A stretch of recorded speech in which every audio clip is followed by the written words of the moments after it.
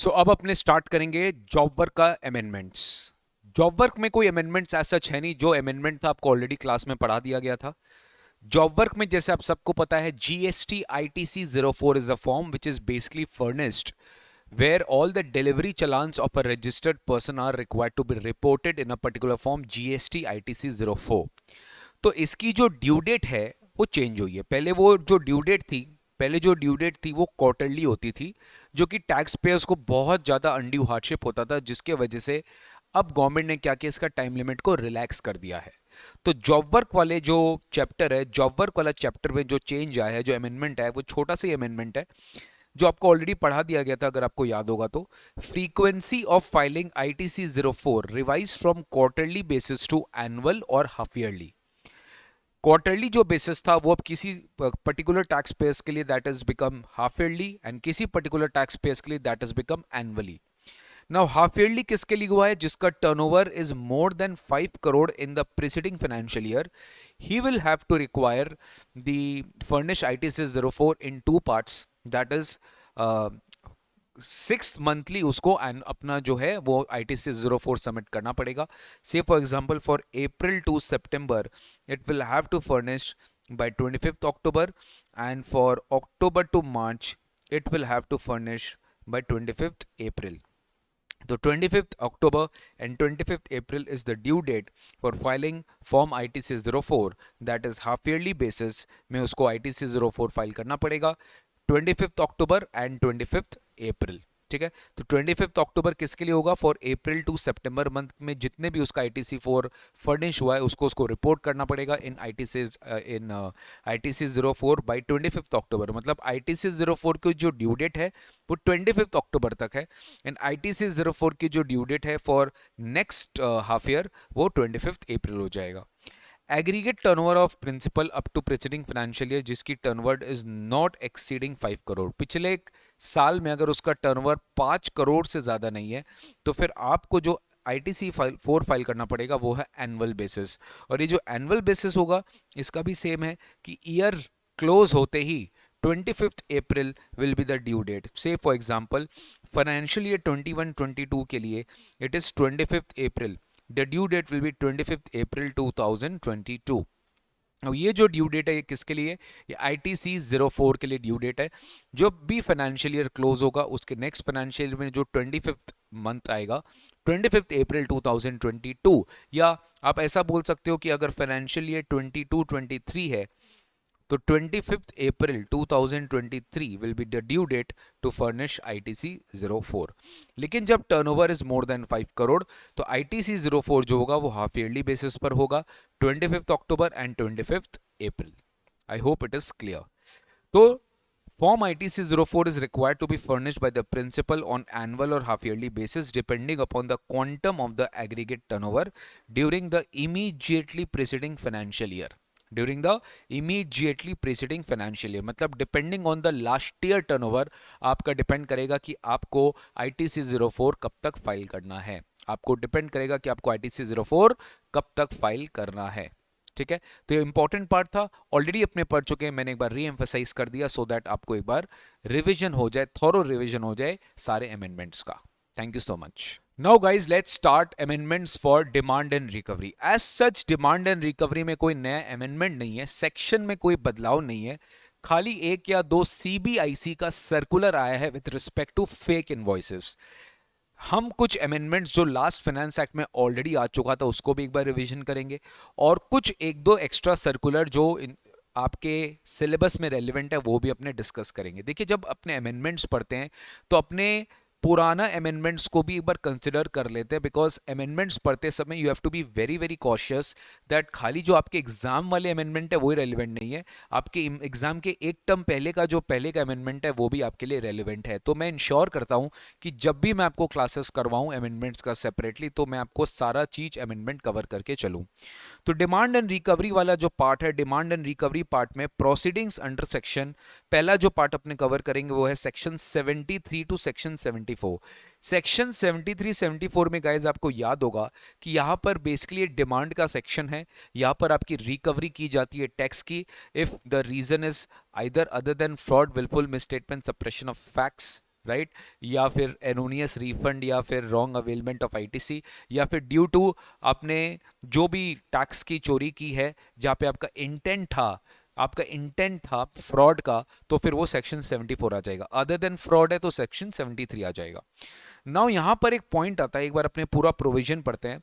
Section 74 में explanation 1 में अपने पहले पढ़ा करते थे कि where the notice under the proceeding is issued to the main person liable to pay tax and some other persons and such proceedings against the main person have to be concluded under 73 और 74, the proceeding against all the persons are deemed to be concluded. मतलब बोला ये जा रहा है कि अगर आपका 74 का प्रोसीडिंग स्टॉप हो गया तो फिर आप सारे पर्सन्स के ऊपर जो भी प्रोसीडिंग्स है वो कंक्लूड हो जाएगा, जिनके ऊपर पेनल्टी की लायबिलिटी थी दैट इज 122 वाला, जिनके ऊपर जनरल पेनल्टी की लायबिलिटी 125 वाला, जिनके ऊपर detention seizure and relation of goods and conveyance की लायबिलिटी थी 129 वाला, एंड 130 वाला था कॉन्फिस्केशन ऑफ गुड्स और कन्वेंसेज एंड लेवी ऑफ पेनल्टी। तो यहां पर जिनको ये पेनल्टी देना था 122 वाला जनरल पेनल्टी देना था, या detention seizure, detention and search conveyances का, या फिर 130 में कॉन्फिस्केशन ऑफ गुड्स, तो ये 4 सेक्शन में जिनकी लायबिलिटी थी गवर्नमेंट ने बोला कि प्रोसीडिंग्स जो है डीम टू बी कंक्लूडेड हो जाएगा। अब अमेंडेड पोजीशन क्या हुआ कि इसमें से ये जो 2 सेक्शन है इन्होंने यहाँ पे डिलीट कर दिया। Basically the proceedings under 122 and 125 will only be deemed to be concluded but not the proceedings under 129 and 130। This makes what, this makes की 129 130 तो चलता रहेगा, 129 130 चलता रहेगा irrespective of recovery of tax. This makes detention, seizure and confiscation of goods and conveyance in transit a separate proceeding from the recovery of tax. तो basically dealing हो गई थी proceeding से from under 73 74, यानी 129 and 130 का जो proceeding का वो अलग चलता है और 73 74 का proceeding अलग चलता है। 129 130 is basically with respect to detention, seizure, release of goods and conveyances या कॉन्फिस्केशन ऑफ गुड्स, ये अलग प्रोसीडिंग है, और 73 74 is primarily basis on recovery of taxes. ठीक है, तो ये दोनों को अलग किया गया था and that is why there was a change in section 74 का एक्सप्लेनेशन 1 क्लॉज नंबर 2। बस एक बार आप देख लेना, ये सब ऑलरेडी अपने पढ़ चुके थे। नेक्स्ट अगेन सेम, ये भी सेम अमेंडमेंट, मतलब सेम मतलब ये अमेंडमेंट अपने पहले पढ़ चुके थे। Section number 75 subsection 12 that is general provision related to determination of tax. आइए बार पढ़ते हैं। सेक्शन 75 सबसेक्शन 12 क्या बोलता है? Any amount of self assess tax in accordance with the return furnished under section 39 remains unpaid, where any amount of self assess tax, जो भी tax आपने एसेस किया एज पर द रिटर्न और वो unpaid रहा either wholly or partly, the or any amount of interest payable on such tax remains unpaid, या फिर जो टैक्स के ऊपर इंटरेस्ट की लायबिलिटी थी अगर वो अनपेड था, तो there is no need to issue any show cause notice and it can be directly recovered under section 79। मतलब आपका जो सेल्फ एसेस टैक्स है, आपकी जो सेल्फ एसेस इंटरेस्ट है, उसके लिए डिपार्टमेंट कभी भी आपको कोई शो कॉज नोटिस इशू नहीं करेगा। वो डायरेक्टली क्या करेगा, जो भी मोड्स ऑफ रिकवरी अपने पढ़े थे सेक्शन 79 में, वो उसके अगेंस्ट में उस सेक्शन में उसको इन्वोक करके वो रिकवर कर सकता है।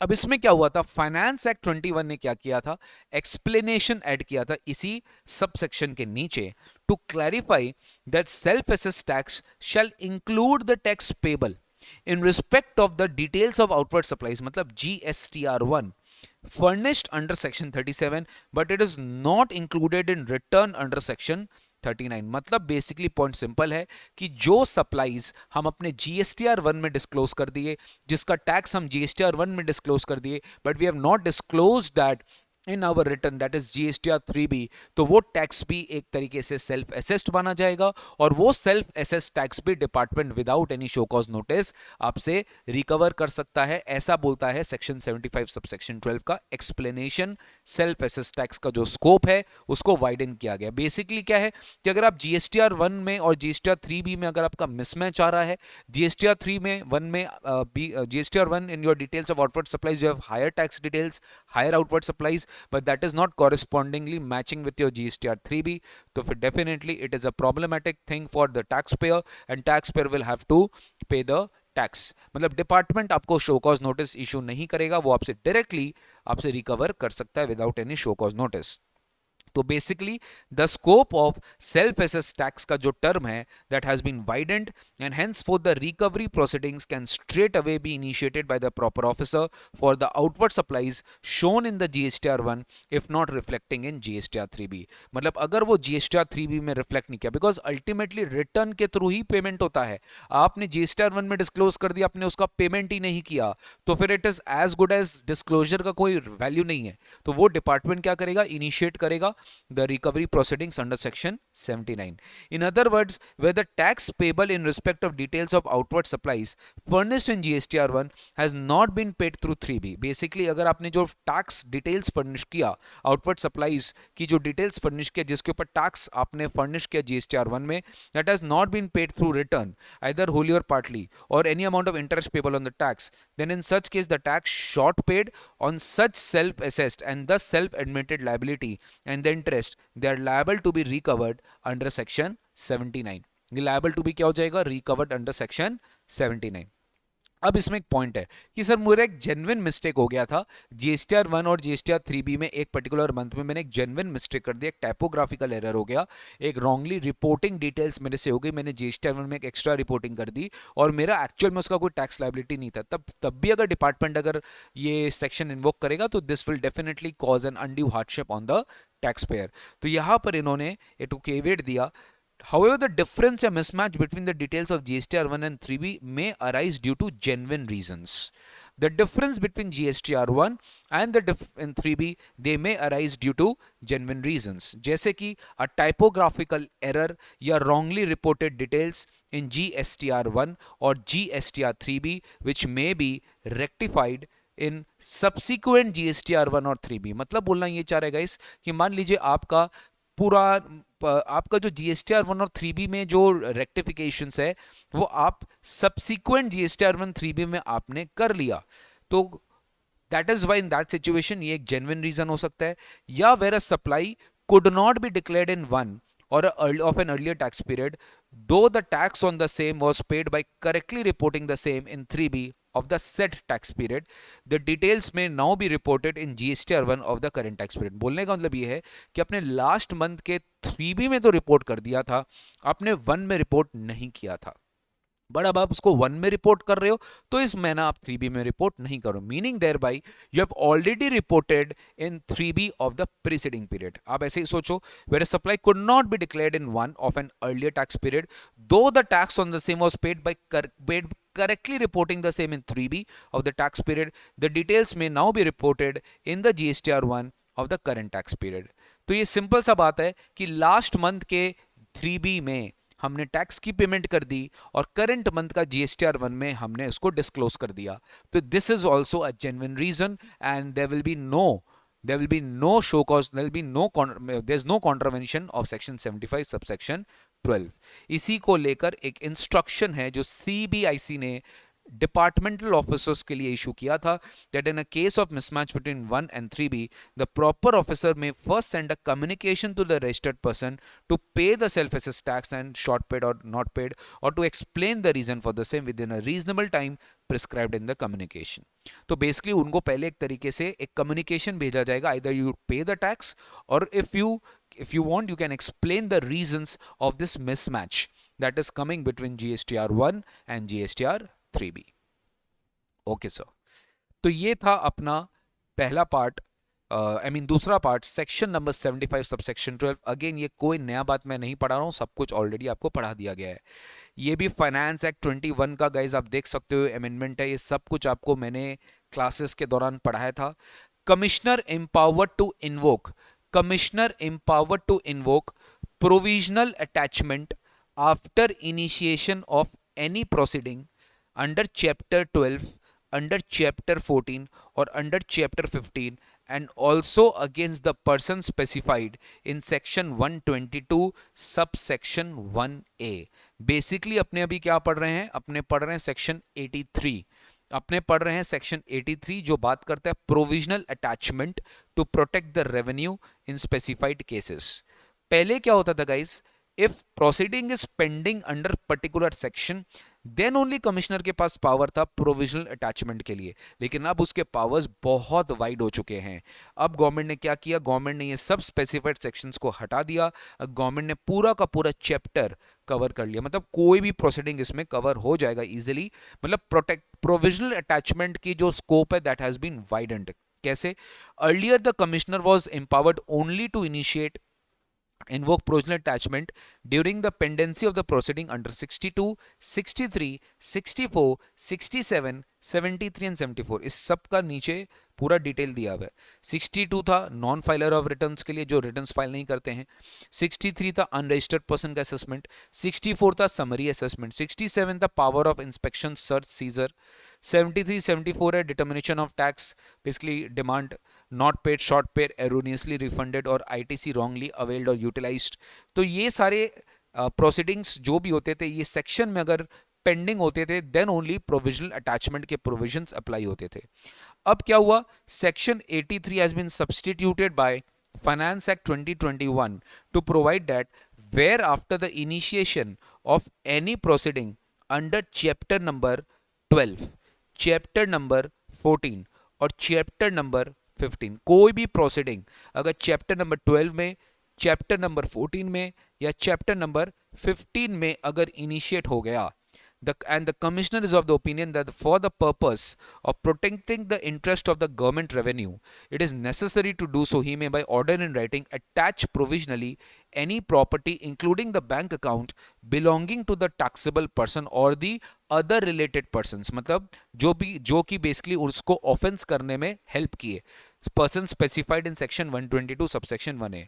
Further now the property of the person can also, for the person specified in 122 to 1 subsection 1 it can also be attached apart from the taxable person। मतलब सर सिंपल सा बात है कि the person who has helped him to perform or the person to have helped him to actually carry out the activities suppose which he was not supposed to do, which he is basically eligible for an offense, उसका भी property attach किया जा सकता है। Thus the power of the commissioner to invoke the provisional attachment उसको wide कर दिया गया है। अर्लियर क्या होता था, the person whose property is attached could file an objection to such attachment within 7 days of the attachment। वो 7 दिन के अंदर इस ऑब्जेक्शन को फाइल कर सकता था।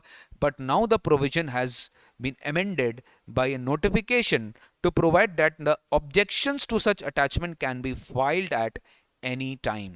कभी भी ये जो है वो ऑब्जेक्शंस फाइल कर सकता है, इसके लिए रूल में अमेंडमेंट आया था। ठीक है, a copy of the order of the provisional attachment of the property including the bank account shall also be sent to the person. Basically जिस ऑर्डर के थ्रू आपकी प्रॉपर्टी अटैच की जाएगी या बैंक अकाउंट अटैच की जाएगी उसकी order की copy will be given to you to the person whose property has been attached. तो बेसिकली गाइस प्रोसीडिंग जो है वो बहुत वाइड हो गया है चैप्टर नंबर 12 में, 14 में और 15 में। ठीक है सर, ये देखिए अभी तक मैंने आपको डिमांड एंड रिकवरी में कोई भी नया पार्ट नहीं पढ़ाया। अब मैं आपको एक नया पार्ट करवाने जा रहा हूं जो कि एक सिंपल सा सीबीआईसी का सर्कुलर है। But you should be knowing this because यही है बेटा जो डेली प्रैक्टिकल लाइफ में चल रहा है, जिसके बेसिस पे CBIC time to time circular निकालता है। Clarification on various issues relating to applicability of demand and penalty. Just read it, okay? Demand and penalty provisions under CGST Act for the transactions involving the fake invoices. Clarification on various issues relating to the applicability of demand and penalty provisions under CGST Act in respect of transactions involving fake invoices. मतलब जब जहां पे भी fake invoices था, I repeat, जहां पे भी fake invoices था, फेक इनवॉइसेस को पकड़ने के लिए इन्होंने डिमांड एंड रिकवरी के प्रोविजंस से रिलेटेड कुछ सर्कुलर निकाला है। A number of cases have been noticed where the registered persons are found to be involved in issuing tax invoices which is fake without any supply of goods and services. They are just issuing any fake invoices in order to enable the recipient to avail the credit and utilize it fraudulently ठीक है, तो basically fake invoicing का racket आप सबको पता है जिसको अपने बिल ट्रेडिंग बोलते हैं कि मैं आपको फेक बिल दूंगा, आप मेरे को रिटर्न में उसका पेमेंट करोगे, मैं कुछ कमीशन काटूंगा और कैश के में सारा ट्रांजैक्शन होता है, राइट। तो इससे क्या होता है, आईटीसी का बहुत बड़ा रैकेट है जो अपने डे न्यूज में पढ़ते रहते हैं। राइट। तो अब देखिए इससे रिलेटेड कुछ इन्होंने यहाँ पर सर्कुलर निकाला है कि देखो किसको क्या पेनल्टी लगाया जाएगा, किसको क्या डिमांड लगाया जाएगा। पहला इशू देखते हैं इसको। इसमें से एक इशू आपके एग्जाम में एज अ केस स्टडी पूछा जा सकता है। In a case where a registered person A has issued tax invoice to another registered person B. सोचो ए ने टैक्स इनवॉइस इशू किया बी को, रजिस्टर्ड है दोनों, without any underlying supply of goods और सर्विसेज और बोथ। इसमें से कोई इनवॉइस नहीं था और कोई without any, sorry,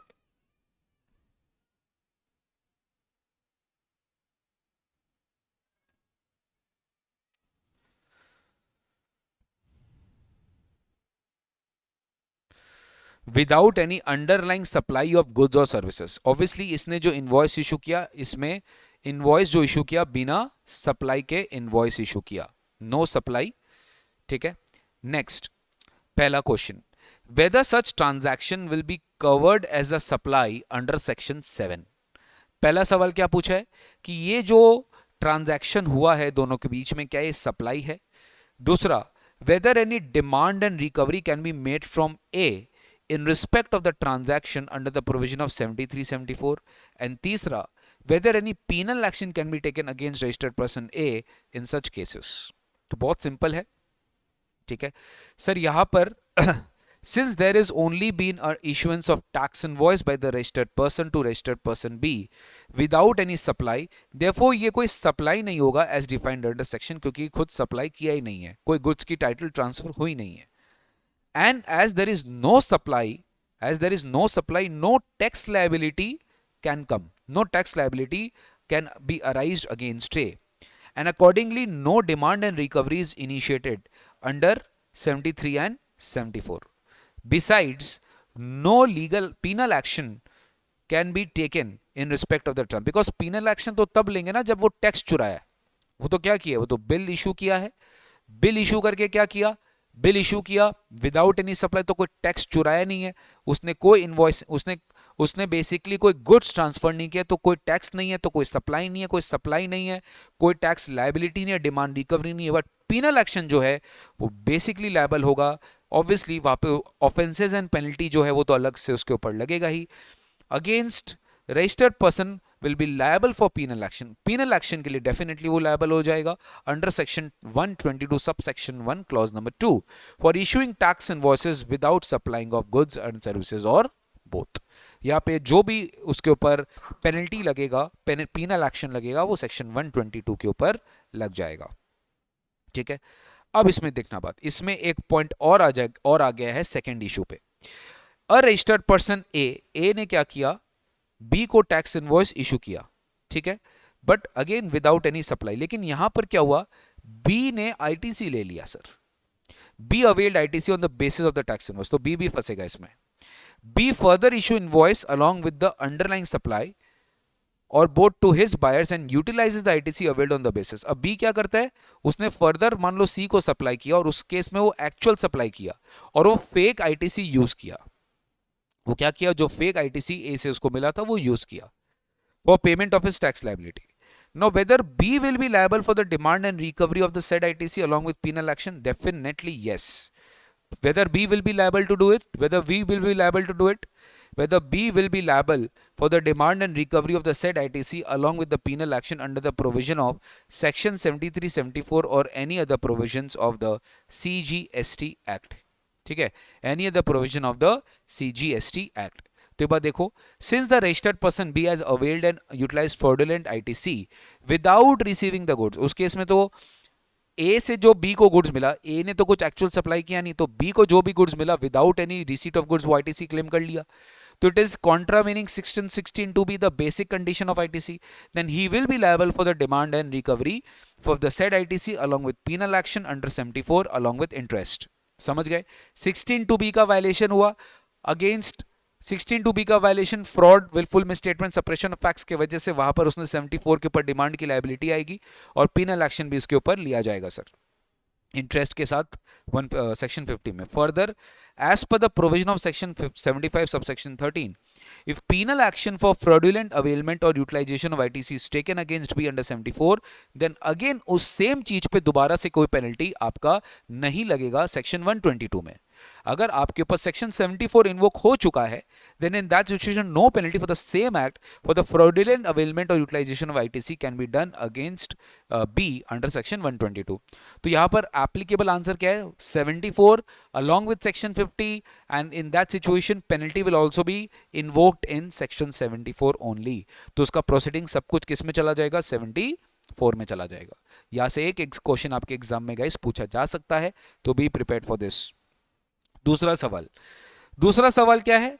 A registered person A has issued tax invoice to another registered B without any supply, ठीक है, and he avails the ITC, okay, further passes on the ITC to another registered person by issuing invoices, again यहाँ पे supply नहीं हो रहा है, whether B will be liable to for any demand and recovery and penal action under provision of 73-74। देखो दोनों second और third case में क्या फर्क है, देखो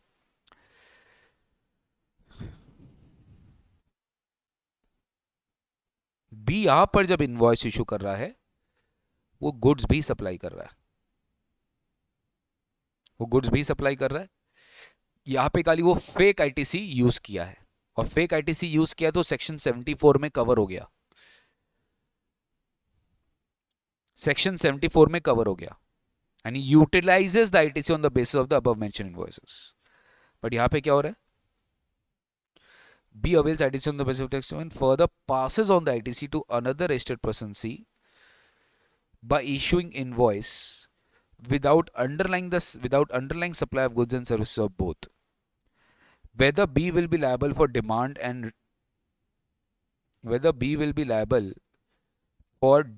and penal action under 73 and 74। तो देखो ITC availed by B on the basis of tax invoice without actual receipt has been utilized by B for passing on the ITC by issuing tax invoice to C without supply of goods। कोई supply नहीं था, in respect of the transaction no tax was required to be paid by B, the ITC availed by B in his ledger without actual receipt is ineligible। In this case there was no supply of goods by B to C and also no tax was required to be paid क्योंकि supply हुआ नहीं है। Therefore in this case कोई demand नहीं आएगा, तो यहां पर लग जाएगा आपका penalty and offences and penalty वाला चैप्टर लग जाएगा। No demand and recovery of ITC wrongly availed utilized in such case or tax liability is required to be made under the provision of 73-74। क्यों? क्योंकि यहां पर सप्लाई नहीं है, कोई टैक्स लाइबिलिटी नहीं है। लेकिन in such cases B will be liable to penal action under section 122 1 clause 2 and 122 subsection 1 clause 7 for issuing invoices without actual supply or utilizing the ITC without actual receipt of goods। तो उसके ऊपर penalty जो है वो अलग से लगेगा, उसके ऊपर कोई भी प्रोसीडिंग नहीं स्टार्ट होगा अंडर सेक्शन 73 और 74। तो एकदम क्लियरली डिस्टिंक्शन किया गया है कि आपके ऊपर अगर 73 74 लग रहा है तो आपके ऊपर फिर अलग से 122 नहीं लगेगा, और अगर आपके ऊपर 122 लग रहा है तो फिर आपके ऊपर कोई अलग से नहीं टैक्स डिमांड नहीं आएगा। तो वो सब कुछ डिपेंड करता है कि आपका केस क्या है। यहां पर केस सब कुछ था कि आपने ITC तो लिया विदाउट रिसीट, बट आपके ऊपर कोई टैक्स लाइबिलिटी नहीं आ रहा था बिकॉज कहीं पर भी सप्लाई नहीं हुआ है। आप देखो ना तो पहला सिचुएशन में सप्लाई हुआ विदाउट सप्लाई, ना तो यहां पे भी सप्लाई हुआ, कुछ कहीं पे भी सप्लाई नहीं हुआ। तो अगर सप्लाई नहीं है तो कोई टैक्स नहीं है, टैक्स नहीं है तो there is no liability, you can not actually start the assessment और प्रोसीडिंग अंडर सेक्शन 73 एंड 74। आप कोई प्रोसीडिंग स्टार्ट नहीं कर सकते because no demand will come of either ITC wrongly availed in such case or tax liability is required to be made under the provision of 73 and 74। Clear है guys? तो ये था अपना नेक्स्ट वाला part.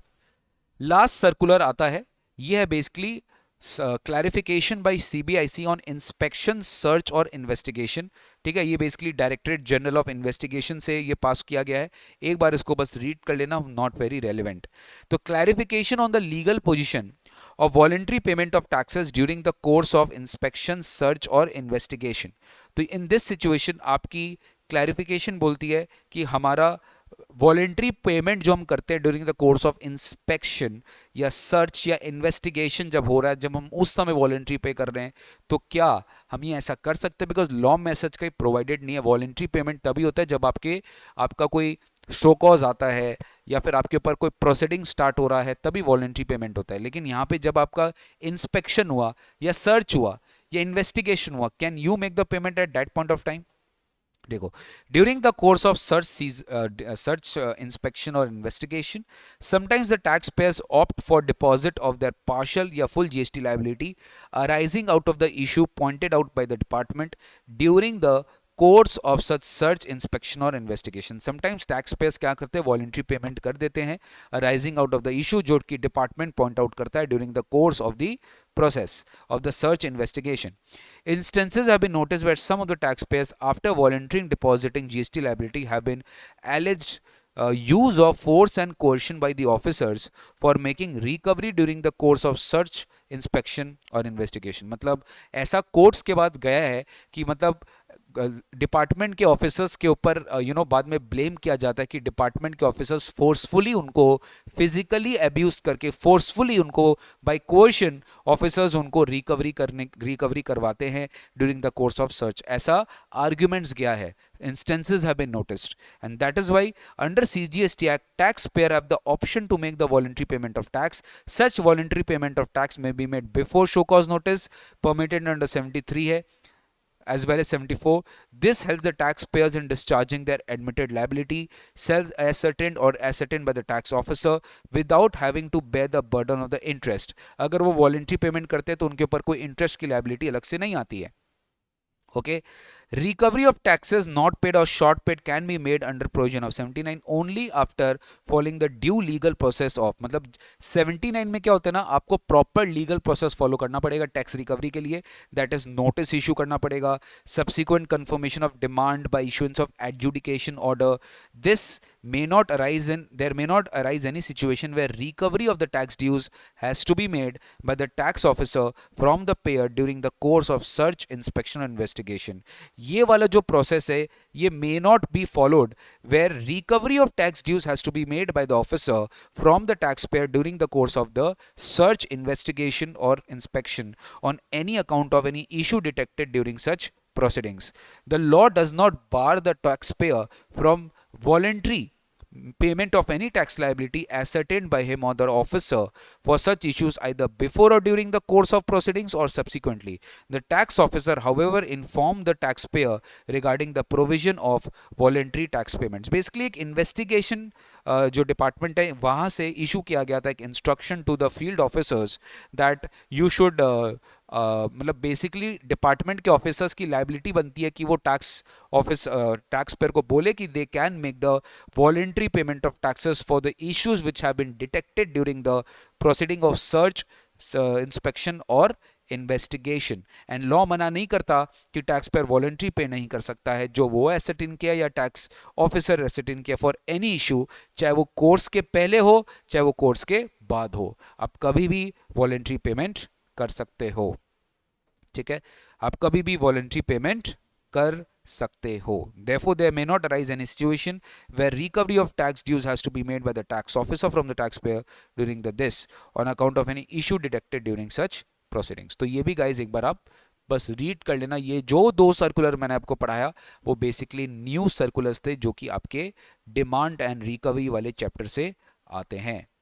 ठीक है, ये आपके डिमांड एंड रिकवरी वाले चैप्टर से आते हैं। हे गाइस, व्हाट्स अप, क्या हालचाल? This is C Nikunj Goenka, your tax mentor. And yes, अब अपने स्टार्ट करेंगे ऑफेंसेस एंड पेनल्टीज के अमेंडमेंट्स। जैसा आप सबको पता है कि सारे अमेंडमेंट्स में आपको जो एडवांस लेवल अमेंडमेंट्स कराए जा रहे हैं सारे चैप्टर्स का, वो आपको समझ में आ गया है कि सर नए अमेंडमेंट्स एज सच कोई नहीं है। जो भी अमेंडमेंट्स था फाइनेंस एक्ट 21 का था, जो आपको बार बार हम रिपीट करके समझा रहे हैं। तो ऑफेंसेज एंड पेनल्टीज में कुछ अमेंडमेंट्स है जो फाइनेंस एक्ट 21 में ऑलरेडी आपको पढ़ा दिया है क्लासेस में। ये सब हमारे रेगुलर क्लासेस का पार्ट था, फिर भी हम उसको दोबारा से एक बार आपको रिवाइज करवा दे रहे हैं। ऑफेंसेज एंड पेनल्टी में सबसे पहले अपन आएंगे सेक्शन नंबर 129 में। Detained seize goods to be released only on the payment of the penalty.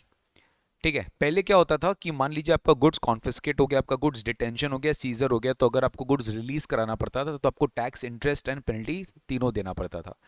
लेकिन अब गवर्नमेंट ने क्या कर दिया है, गवर्नमेंट ने प्रोविजन में चेंजेस कर दिया, अब आपको खाली पेनल्टी पे करना पड़ेगा। पेनल्टी जो है उसकी अमाउंट बढ़ा दिया गया है। तो detained seize goods, I repeat, detained seize goods to be released merely on the payment of penalty, पहला ये अमेंडमेंट है। दूसरा, एक टाइम लिमिट प्रिस्क्राइब किया गया है to basically pass a order. अगर आप कोई भी तरह का, मान लो यहाँ पर अपने पढ़ेंगे, मान लो अगर कोई भी डिटेंशन ऑर्डर पास किया जा रहा है तो उसको 7 डेज में पास करना पड़ेगा for issuing notice and order for penalty. पहले कोई टाइम लिमिट नहीं था इसका, बट उसका टाइम लिमिट प्रिस्क्राइब कर दिया गया है। तीसरा अमेंडमेंट है, सेक्शन 129 को डीलिंक कर दिया गया है सेक्शन 130 से। सेक्शन 129 की प्रोसीडिंग्स अलग है, that is related to seizure and detention, and confiscation की जो प्रोविजंस है वो आपका अलग है, दैट इज सेक्शन नंबर 130। आइए एक बार अपने तीनों अमेंडमेंट्स को अलग अलग पढ़ते हैं। सबसे पहला पार्ट है section 129 which provides for detention, seizure and release of goods and conveyances in transit.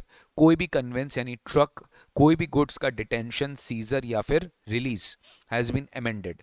Earlier क्या होता था, tax interest penalty were required to be paid for the release of the goods which is detained or seized, but now post amendment only penalties payable for the release of the goods, but amount of the penalty is now higher। अब amendment के बाद क्या है कि खाली penalty आपको पे करना है, पेनल्टी का अमाउंट ज्यादा है, बट अब आपको पेनल्टी पे करना पड़ेगा। खाली क्या है, देखो, owner comes forward to pay the tax और टू पे द पेनल्टी और doesn't come forward, does not come forward में कोई चेंजेस नहीं है, खाली कम फॉरवर्ड में चेंजेस है कि अगर ये टैक्सेबल गुड्स है और ये इसकी आप डिटेंशन रिलीज करवा रहे हो या फिर आपका कोई गुड सीज हो गया उसको आप रिलीज करा रहे हो, तो पेनल्टी पे करना पड़ेगा 200% of the tax payable on the goods. मतलब जो उसका टैक्स अमाउंट होगा उसका 200% आपको पेनल्टी पे करना पड़ेगा, पहले 100% हुआ करता था। But if the owner does not come forward for the payment of penalty, then the penalty may range to 50% of the value of the goods or 200% of the tax payable, whichever is higher। तो 50% of the value और 200% of tax, जो भी ज्यादा है उसका penalty पे करना पड़ेगा। एग्जेम्प्टेड गुड्स में क्या है, एग्जेम्प्टेड गुड्स में वैल्यू का 2% और 25,000 विच एवर इज लेस है। ध्यान रखेंगे इसमें exempted goods and that is वो यहाँ पे जो पेनल्टी है वो थोड़ा कम है, 2% ऑफ द वैल्यू और 25,000 विच एवर इज लोअर। लेकिन जब owner does not come forward है तो ये 2% हो जाता है 5% of the value of the goods और 25,000 which ever is lower. Next आपको एक पॉइंट समझना है, ये है आपका सेक्शन 129 का सबसेक्शन 2 में, दैट डिटेन्ड गुड्स या seized goods can be released on provisional basis. पहले ये प्रोविजन था that this can be released on provisional basis, but अब ये प्रोविजन चेंज कर दिया कि आप प्रोविजनल बेसिस पे इसको रिलीज नहीं करवा सकते हैं। डिटेन्ड गुड, सीज्ड गुड और conveyances can not be released on provisional basis. Earlier subsection 2 provided that detained seize goods और convention shall be released on provisional basis. अगर हम कोई बॉन्ड एग्जीक्यूट कर देते हैं या सिक्योरिटी फर्निश कर देते हैं या पेमेंट कर देते हैं applicable tax, interest and penalty का, तो आपका रिलीज हो जाता था goods on provisional basis, but this now has been omitted. ये सब सेक्शन को ओमिट कर दिया गया। तो दिस इंप्लाइज दैट डिटेन्ड या सीज गुड्स और convention shall not be released on provisional basis upon execution of the bond and furnishing the security. Execution of the bond and furnishing the security, ठीक है। तो आपका provisional basis पे goods release नहीं हो सकता upon execution of bond and furnishing the security. Next, time limit of 7 days is prescribed for issuing the notice as well as for passing the order for payment of penalty। ये जो penalty payment करने का order pass करेंगे आप, that is basically assessing officer को basically 7 days का time limit दिया गया, पहले ऐसा कोई टाइम लिमिट नहीं था।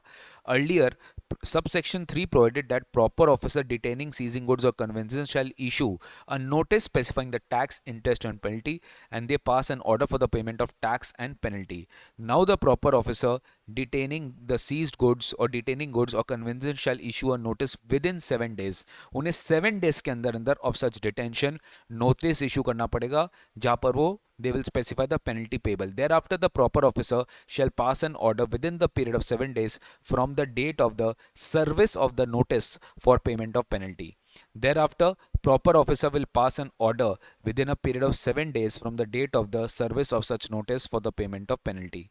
Thus, the time limit of 7 days has been prescribed for issue of notice and passing of order for the payment of penalty. यानी time limit of 7 days has been prescribed for issue of notice and passing of order for payment of penalty after the detention, seizure or confiscation, I mean seizure of goods conveyances, whereas earlier no time limit was prescribed for the same. पहले कोई time limit नहीं था, but अब 7 days का time limit prescribe हो गया है. Next, proceeding under section 129 is delinked from the proceeding under section 130. ये कैसे पता चला? ये पता चला section 129 subsection 6 से. Earlier section 129(6) क्या बोलता था? That in a case where the transporter or the owner of the goods fails to pay the specified amount of tax and penalty within 14 days of such detention, अगर वो 14 दिन के अंदर पे नहीं कर पाए तो such conveyances or goods would be liable for confiscation. मतलब आप 14 दिन के अंदर सीज्ड गुड्स या डिटेन गुड्स का टैक्स इंटरेस्ट पेनल्टी जो भी आपके ऊपर आया है वो आप पेमेंट नहीं कर पाए तो फिर आपके ऊपर ये गुड्स कॉन्फिस्केट कर दिया जाएगा सेक्शन 130 में. अब यहाँ पर क्या किया है? चेंज कर दिया है, डीलिंग कर दिया है. It will not result in confiscation. But क्या होगा? Where the person transporting any goods या owner of such goods fails to pay the specified amount of the penalty within 15 days कर दिया, 14 days नहीं, अब कर दिया within 15 days from the date of receipt of the copy of the order, from the date of receipt of the copy of the order levying penalty, क्योंकि अब penalty है, पहले tax interest भी था, अब penalty है. The goods or conveyances or detained seized shall be liable to be sold or disposed of otherwise in the prescribed time and manner to recover the penalty. मतलब सीधा का सीधा, मतलब कोई प्रोसीडिंग नहीं है, सीधा वो गुड्स सेल ऑफ कर दिया जाएगा, डिस्पोज ऑफ कर दिया जाएगा in the prescribe time and manner to recover the penalty amount. तो ये डीलिंग हुआ सेक्शन 129 एंड 130 में. लेकिन अगेन सेम चीज, it is 15 days is too high where the detained goods, seized goods are perishable or hazardous in nature and they are likely to depreciate over a period of time like agriculture commodity, the said period of 15 days may be reduced by the proper officer. Thus now in case of failure of payment of penalty within 15 days of the receipt of penalty order, the said goods or conveyance shall be liable to be dispose of. ये जो है वो dispose of कर सकते हैं goods को और कन्वेंसेस को. Further now the transporter can get the conveyance released on the payment. पहले सच कोई प्रोविजन नहीं था, बट अब ट्रांसपोर्टर के लिए इन्होंने एक प्रोविजन लाया कि ट्रांसपोर्टर को अगर अपना गाड़ी छुड़वाना है, कन्वेंस छुड़वाना है, तो या तो वो पेनल्टी पे कर दे, हम जो बोला गया 129 सबसेक्शन 3 में, और 1 lakh rupees which ever is lower, 1 lakh rupees का पेनल्टी पे करना पड़ेगा और 129 सबसेक्शन 3 का penalty which ever is lower वो पे कर सकता है and they can get the conveyance released on the payment of such kind of penalty. ठीक है. तो गाइस कोई भी एज सच मैंने कोई नया टॉपिक आपको नहीं पढ़ाया है, अमेंडमेंट में खाली रिवीजन करवाया जो पहले आपको ऑलरेडी पढ़ाया गया था गाइस. ठीक है ना. So this was all about offences and penalties के amendments. Hey guys, what's up? क्या चाल? So let's revise now appeals and revision. Sir appeals and revision में कोई amendment ही नहीं है, एक छोटा सा पॉइंट है जो मैं आपको खाली एक बार दोबारा से बता देता हूँ. फाइनेंस एक्ट 21 का ही अमेंडमेंट है अपील्स एंड रिविजन में जो प्री डिपॉजिट पर आया था, और ये एग्जैक्टली वही अमेंडमेंट है जो कि 129 सबसेक्शन 3 में अपने पढ़ते हैं ऑर्डर ऑफ डिटेंशन या order of seizure. If you are actually appealing against the order of seizure, खाली यही पे अमेंडमेंट आया कि now there will have to be there is a requirement of pre-deposit of 25% of the penalty amount before actually appealing against the order passed under section 129 subsection 3. Simple as that. Sir, pre-deposit क्या होता है? Actually, before filing an appeal, you have to deposit some amount before the court, before the authority, then only you can file an appeal. So that your appeal, आप ऐसे बस appeal file नहीं कर रहे हो, you are very strong in and you have a merits in the case, then only you will file appeal since you have to pay some amount. तो section 107 subsection 6 के proviso में amendment आई थी. ठीक है, एक बार पढ़ते हैं अपील्स एंड रिवीजन. कुछ नया बात नहीं है, ऑलरेडी आपको बताया गया है इसका. Pre-deposit of 25% of the penalty amount appeal filed to appellate authority against the penalty order passed for release of detained, seized goods and conveyances in transit. This is a new provision. As per section 107 subsection 6, we already know the amount of pre-deposit to be made by the appellant for filing the appeal to the appellate authority is computed as under. सबसे पहले disputed amount का 100% amount you have to pay, that is disputed amount मतलब sorry, undisputed amount, the amount which is admitted by the appellant, that this much you have to pay, the amount which you have admitted, you have to pay 100% of the tax, interest, fine, fee and penalty which is arising from that order. The undisputed part you have to pay 100%. Now remaining which is the disputed amount of tax, यहाँ पर आपको इसका 10% payment करना पड़ेगा, subject to a maximum of 25 crore. Maximum जो आप पे करोगे वो है 25 करोड़ इन सीजीएसटी, एसजीएसटी का 25 करोड़ अलग, और आईजीएसटी का टोटल क्या हो जाएगा 50 करोड़। तो this is your maximum limit in CGST act, 25 crore, IGST के केस में हो जाएगा 50 crore, 10% of tax in dispute. Next, अब इसी में चेंज क्या आया, now they have further added that no appeal shall be filed against the order under section 129 subsection 3. It's exactly the order of detention, order of seizure or order of conveyances, order of seizure of conveyances, ठीक है, order of detention, seizure of goods and conveyances. So no appeal can be filed to appellate authority against the order passed under 129(3) unless the sum equal to 25% of the penalty. यहाँ पे कितना है, आपको 25% of the penalty amount जो भी order में charge किया गया, that has to be paid by the appellant. The amendment is basically subsequent to the amendment in 129(3) which provides that in case of detention, seizure of goods, आपको याद होगा if owner comes forward तो penalty कितना लग सकता है 200%. If owner does not come forward तो 200% of the tax और 50% of the value whichever is higher. So this amendment is basically subsequent to the amendment in that section 129(3) which provides that in case of detention or seizure of goods and conveyances only penalty will be payable for the release of goods. खाली penalty आपका pay किया जाएगा. Consequently, this proviso has been inserted which provides that in case of appeal filed against the penalty order, pre-deposit amount shall be 25% of the penalty. ठीक है, pre-deposit क्या हो जाएगा 25% of the penalty amount हो जाएगा, क्योंकि 129(3) में भी amendment है, वहाँ पे खाली penalty ही charge किया जाएगा आपसे. Okay guys, yes sir. तो ये एक छोटा सा अमेंडमेंट था अपील्स वाले पार्ट में. ठीक है, छोटा सा अमेंडमेंट था अपील्स वाले पार्ट में. अपने अपील्स कर चुके, अपने ऑफेंसेस कर चुके, अपने डिमांड एंड रिकवरी वाला पार्ट कर चुके. ठीक है, अपने डिमांड एंड रिकवरी वाला पार्ट कर चुके, अपने जॉब वर्क कर चुके.